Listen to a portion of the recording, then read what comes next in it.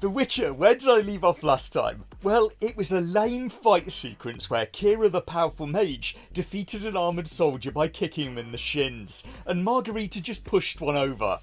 I also found this picture from the third Witcher game of Yennefer, Fringilla and Philippa together, and looking at it made me realise that all three of these roles in the show have women of different ethnic groups to the women in the source material playing them. They sure are true to that source material, huh? And it struck me watching this. I've criticised the casting before of these characters and the actors that they put in the roles, on that occasion because their resumes were very light to be on a show of this budget. They'd only done maybe 2 or 3 small roles before. They also don't physically match the characters from the source material they're supposed to be playing, and their performances don't match the character either. But watching this I realised that they can't do action sequences either in a role that requires them.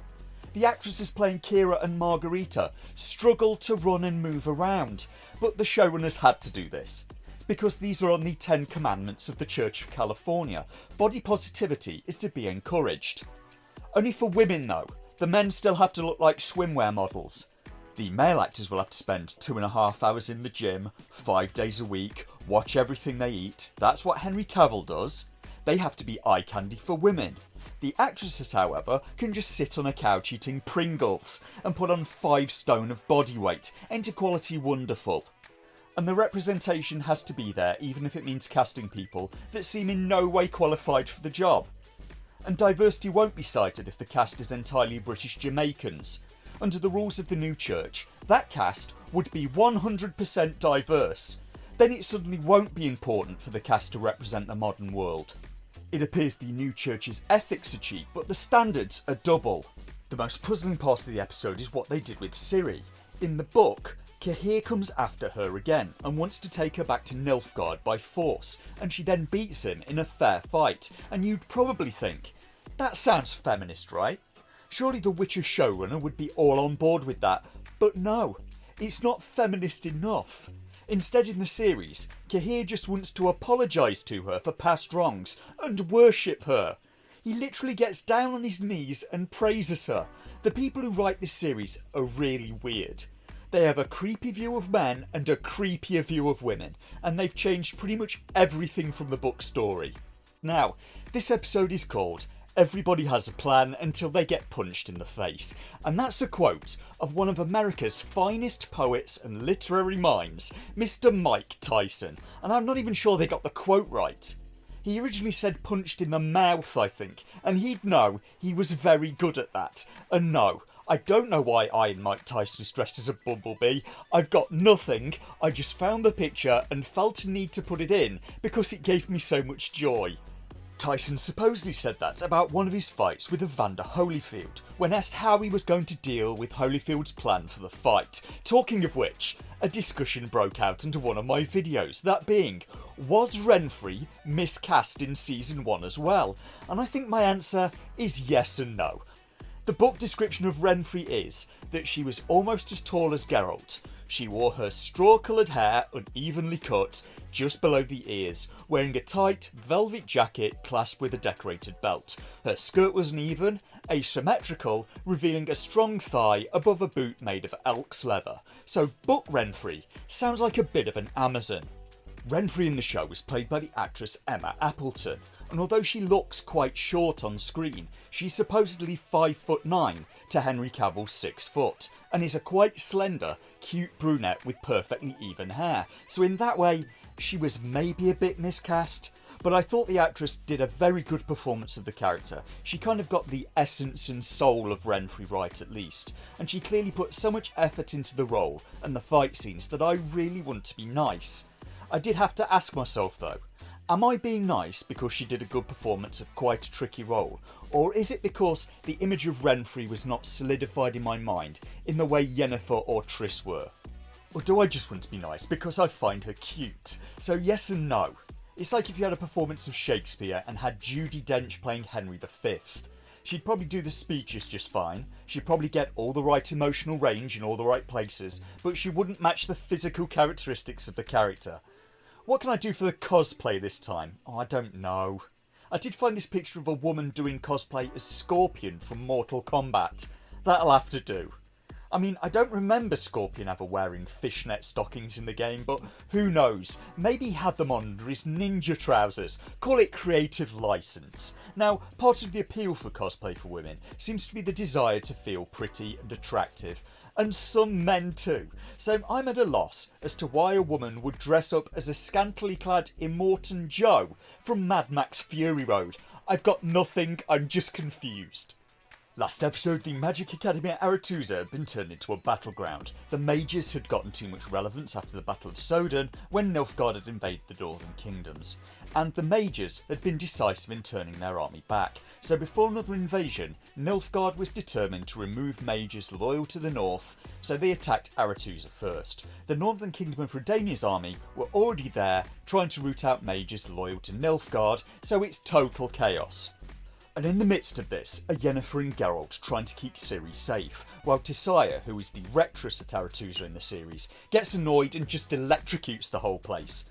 She wasn't even the rectress in the book, that was Margarita, who, true to her name, appears to live on greasy pizza and cocktails. Yennefer goes back to save Tissaia, as she's casting a lightning spell to fry the invaders that will probably cost her her life, and maybe I prefer the series to the book in this regard. At least in the series, she had a reason to leave Ciri, but she probably should have stayed anyway.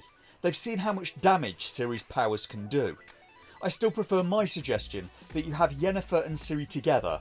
They get attacked by Vilgefortz, and Yennefer tells Ciri to run while she tries to hold him back. You could have her do that because of her not being sure if she could beat him, and then follow Ciri's POV.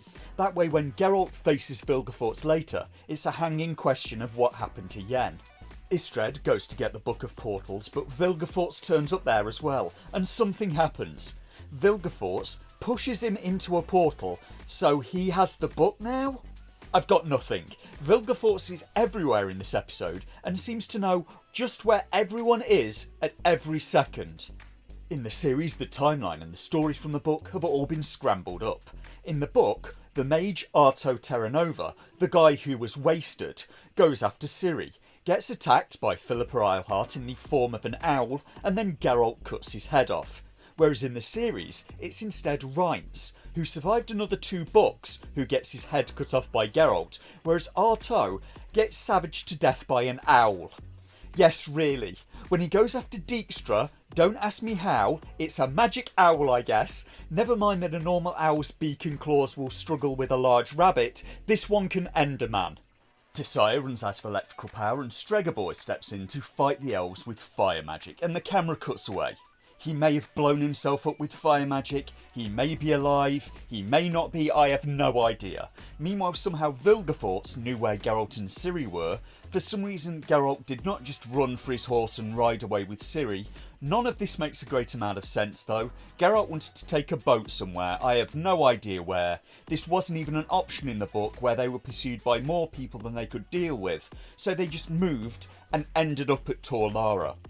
Most of this episode in the book was supposed to be a long Geralt and Ciri action sequence, ultimately building up to this moment, a fight between Geralt and Vilgefortz. Instead, the show kept on taking detours into side stories.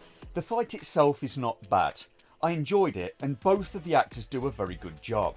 It's well paced, fast action, lots of theatrical spinning, maybe not very realistic combat, but it's a lot more entertaining than realistic combat would probably be. So it's a bit of a double-edged sword. On one hand, this fight sequence is good. On the other hand, it makes the rest of the episode look worse in comparison, and it just doesn't make sense. Geralt sends Ciri to run ahead in the show version, and she runs maybe 1 kilometre down the beach, while Geralt stays back to fight Vilgefortz. The problem is that Vilgefortz, in the canon of the show, can teleport. So you've essentially just separated to hold Vilgefortz back, but you can't hold Vilgefortz back. He can teleport to Ciri at any moment and you won't be there to defend her.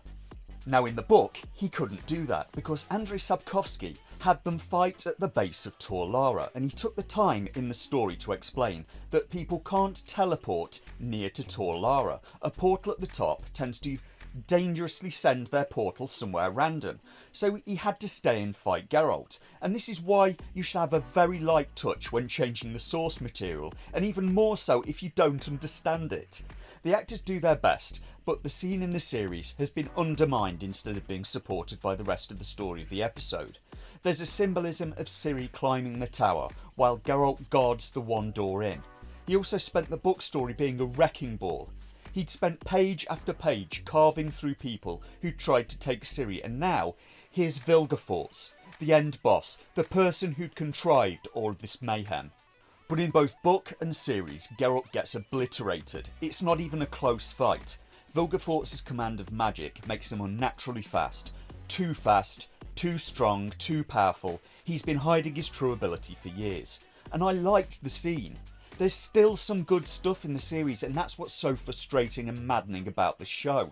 There's still some good stuff in the series, mostly when they let Henry Cavill do his thing, and that's getting increasingly rare. But the writers and creatives just don't seem up to the job. Just doing a faithful adaptation of the books, and they could have avoided so many problems of their own making. They don't seem able to avoid putting logic problems and plot holes into their story, and they can't seem to think of ways around them. And they didn't even need to, because for the most part, Andrei Sapkowski had already done it for them in the original story.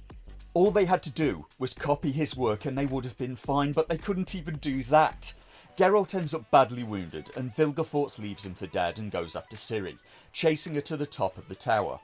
And with her back to a wall, she uses the broken portal. She disappears, causing an explosion that cooks off half of Vilgefortz's face and blows up the entire tower. And this all feels quite symbolic. Geralt left broken on the sand is one of Henry Cavill's final acts as The Witcher.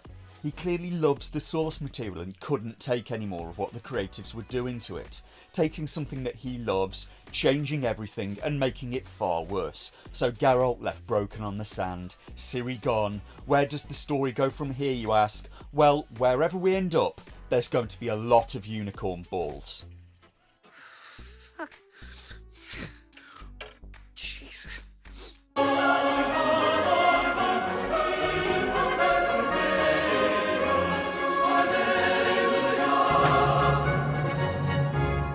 You've got spunk and balls. And I like that in a woman.